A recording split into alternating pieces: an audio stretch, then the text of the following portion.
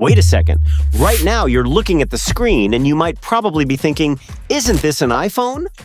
No, it's not. This is the Honor 600, and the moment I took this phone out of the box, I thought exactly the same thing.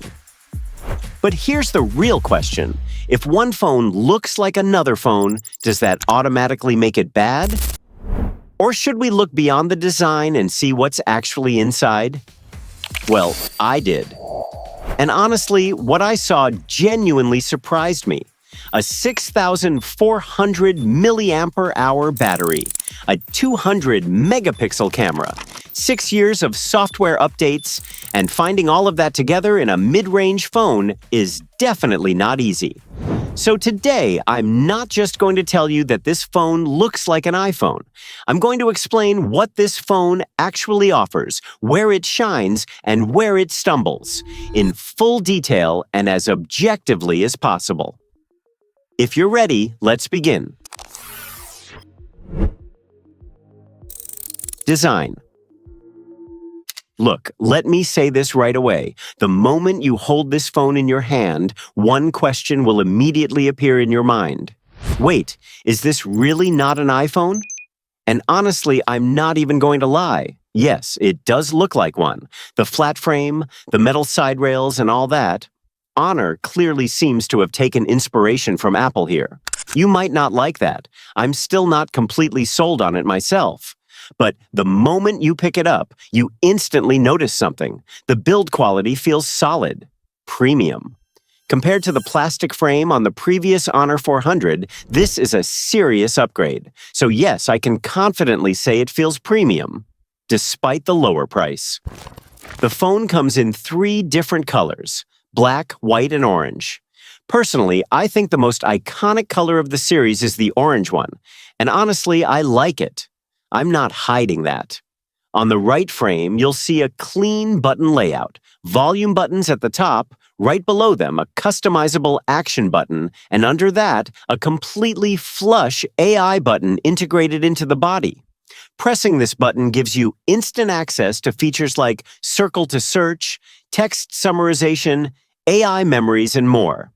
It's designed flush to avoid accidental presses, but it can also be used to wake the screen. Honestly, that's a smart detail. The Honor 600 is around 7.8 millimeters thin. Even though it has flat edges, it doesn't feel huge in the hand. And in terms of durability, this phone comes with both IP68 and IP69 certifications, meaning rain, pools, beaches. This phone isn't afraid of any of that. The audio side isn't weak either. Dual stereo speakers placed symmetrically on the top and bottom frames, Honor's own sound engine, and a software-based 200% volume boost mode are all included here. Even at high volume, there's no crackling or distortion. Watching videos outdoors is perfectly enjoyable. The only downside, there's no 3.5mm headphone jack, so wired users will need to rely on USB-C instead. Is the design original? No. Does it feel good in the hand? Absolutely yes. Display. Now let's talk about the display. The Honor 600 comes with a 6.57-inch AMOLED screen. It has a slightly curved design, but not the kind where your hand constantly touches the edges. For the most part, it feels flat, and the bezels are equally thin on all sides, configured incredibly slim. With a 91.2% screen-to-body ratio, the front is almost entirely display. That alone gives the phone a premium feel. Resolution-wise, it's above Full HD, sitting at around 1.5K+, with a pixel density of 458 ppi. Text looks sharp, visuals appear smooth. The display supports 10-bit color depth and 1.07 billion colors. Colors are vibrant, but not the kind that burns your eyes. They look natural and pleasing. The DCI-P3 wide color gamut also delivers cinema-grade color accuracy. This phone's 120Hz refresh rate does its job extremely well. Scrolling, opening apps, everything feels incredibly fluid. With 360 Hz touch sampling, responses are instant. Once you get used to 120 Hz, going back to 60 Hz becomes really hard. You already know that. Now, when it comes to brightness, this phone makes a very interesting claim. 8,000 nits peak HDR brightness. Honestly, that's an insane value. This industry-leading number kicks in while watching HDR content on Netflix or Prime Video. I used it under direct sunlight, and the screen remained perfectly readable. For this price segment, that performance is hard to complain about. They also thought about nighttime usage. The Honor 600 includes 3,840 Hz PWM dimming. Forget the technical term for a second. What does that actually mean? Your eyes don't get tired, and you don't notice screen flickering. On top of that, there's an AI-powered blue light filter and a circadian night display mode. For people who spend long hours on their phones at night, that's genuinely important. But there's one thing. They say this phone has an always-on display. You know what that usually means? You leave the phone on the table and the time or notifications stay visible all the time without touching it. But here, that's not really how it works. The screen stays off. Only when you tap it or lift the phone does the display activate. So honestly, it behaves more like a regular wake gesture. Calling this always on isn't really accurate. Technically, this screen could absolutely handle a true always-on display. Why Honor didn't fully implement it, I honestly don't know. It's a small thing, but the naming creates the wrong expectation. Overall, the display is excellent for the price. I almost had to force myself to find something to complain about. Now let's move on and see what this phone offers in terms of performance. Performance. Powering this phone is the Snapdragon 7 Gen 4 processor. Thanks to the 4-nanometer manufacturing process, it runs both efficiently and cool. The previous model had the 7 Gen 3, so this is a generational upgrade. Is there a difference?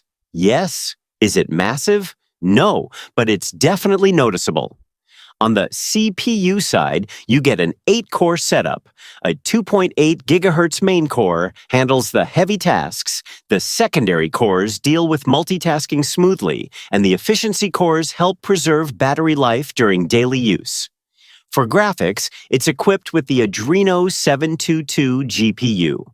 In daily usage, I never really saw the phone struggle. Apps open instantly. Switching between tabs feels smooth with no stutters. On the memory side, there's 12 gigabytes of LPDDR5X RAM, plus an additional 16 gigabytes of virtual RAM through what Honor calls RAM Turbo. For people who like keeping dozens of apps open in the background, this genuinely helps. Storage options include 256 gigabytes or 512 gigabytes, both using faster UFS technology. Now let's talk gaming. COD Mobile and PUBG run smoothly between 60 to 90 FPS. Genshin Impact is playable too, but you'll need to lower the graphics settings a bit. So unless you're a hardcore gamer, there's really no issue. But if your expectation is, I want to max everything out and play flawlessly, then this phone simply isn't built for that. Set your expectations accordingly. The 120 Hz display and 360 Hz touch sampling also genuinely improve responsiveness during gameplay. You'll definitely feel it while playing. And here comes a nice surprise: thermal performance. Thanks to the liquid cooling system, even during long gaming sessions, the phone doesn't overheat heavily and performance stays stable. It might sound like a small detail, but long-term, this becomes very important. That's it for performance. Now let's move on to the software experience. Software. The phone ships with Magic OS 10 based on Android 16, and honestly, having updated software is already good news. The interface carries traces of both Android and iOS, transparency effects, smooth animations, those dynamic island-like magic capsule notifications. Yes, it reminds you of Apple, but not in an annoying way. It actually blends naturally into the system. The update promise was probably the thing that impressed me the most. Honor says this phone will receive 6 years of updates all the way up to Android 22. Very few brands offer numbers like this in this price range. You buy the phone and it stays updated for years, assuming they don't change their promise later. That's extremely valuable. Honor has clearly invested heavily into AI features. Magic Portal is genuinely interesting. You can grab content and instantly throw it into the relevant app. For example, if you see an address, you can send it directly to Maps with a gesture and immediately get details. It sounds simple, but in real daily life, it's actually useful. On top of that, there's image-to-text recognition, live translation, and AI subtitles. If you watch videos in foreign languages or spend time in noisy environments, these features can honestly be lifesavers. AI is also heavily integrated into the Gallery app. Alongside familiar tools like object removal and editing, it can even create short video clips from photos. Technically, it's impressive, but honestly, would I personally use it very often? Probably not. And one more thing, these features require an internet connection and could become paid in the future. Plus, there's a daily usage limit. Overall, the software is good, but not flawless. During testing, I noticed small hiccups. Notifications occasionally arrived late, and some actions behaved a little strangely. Nothing major, but compared to Samsung's One UI or Google's Clean Pixel Android experience, I still don't think it's fully at that level yet. There's still room for improvement. And now, yes, we're finally at the cameras. Camera. A 200-megapixel main camera, f1.4 aperture, optical image stabilization, and alongside it, a 12-megapixel ultra-wide camera. One thing to mention right away, this phone does not include a telephoto lens. The Pro model does have one though, so if zoom matters to you, definitely keep that in mind. In daylight, the main camera genuinely performs well. Photos are sharp, colors are vibrant without looking overly saturated. Everything appears natural. Dynamic range is also strong. Bright and dark areas stay balanced within the same shot. On extremely bright days, you may occasionally notice slight overexposure or lens flare, but honestly, those cases are pretty rare. Now let's talk about zoom. And here I need to be completely honest. I don't want to give you misleading information. Yes, zooming up to 2 times works quite well. The 200-megapixel sensor basically crops the image, but the results are still usable. But once you go beyond 2 times, things start getting weaker. Details begin to disappear, software processing kicks in, and AI tries to save the situation. Sometimes it succeeds, sometimes it doesn't. It simply cannot replace a real telephoto camera, and honestly, it shouldn't be expected to. Night photography actually surprised me positively. The sensor captures light well, colors don't fall apart, and noise remains fairly low. Turning on night mode reveals even more detail, but you'll need to keep the phone steady, otherwise the results can become blurry. The ultra-wide camera is good enough.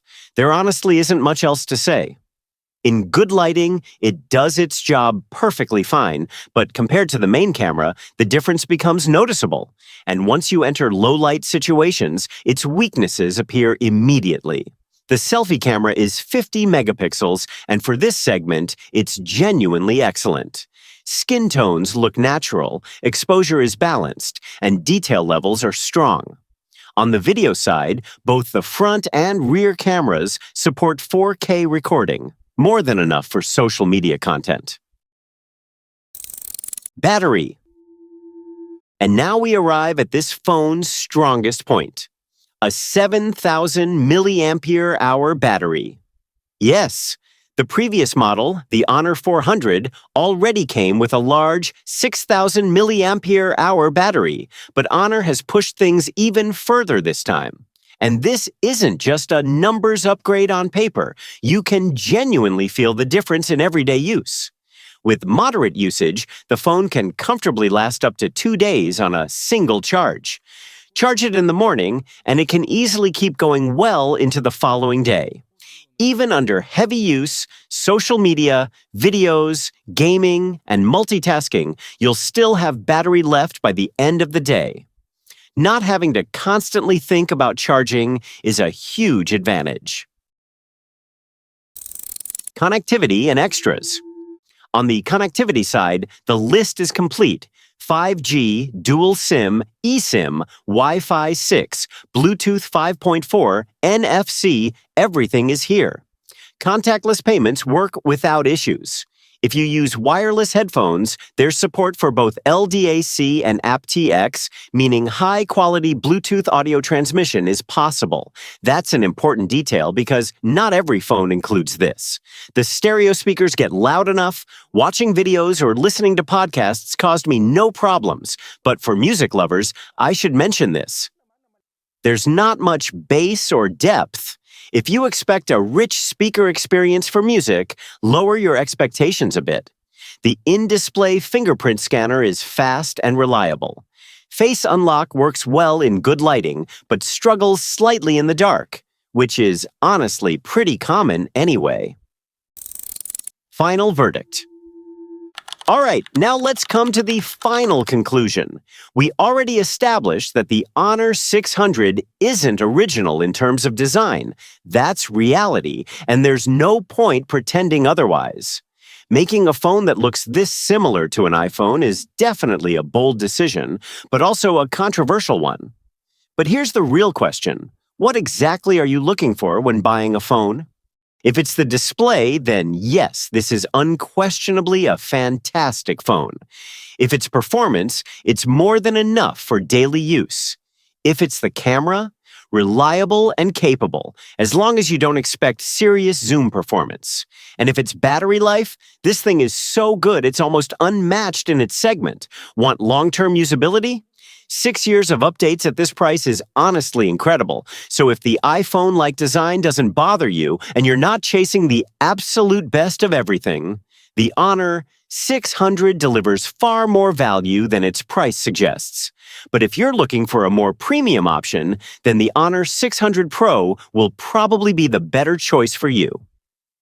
And in the next video, I'll be doing a full detailed review of the Honor 600 Pro. If you enjoyed this video, hit the like button. And if you have any questions in mind, leave them in the comments. I read all of them. See you in the next one. Goodbye.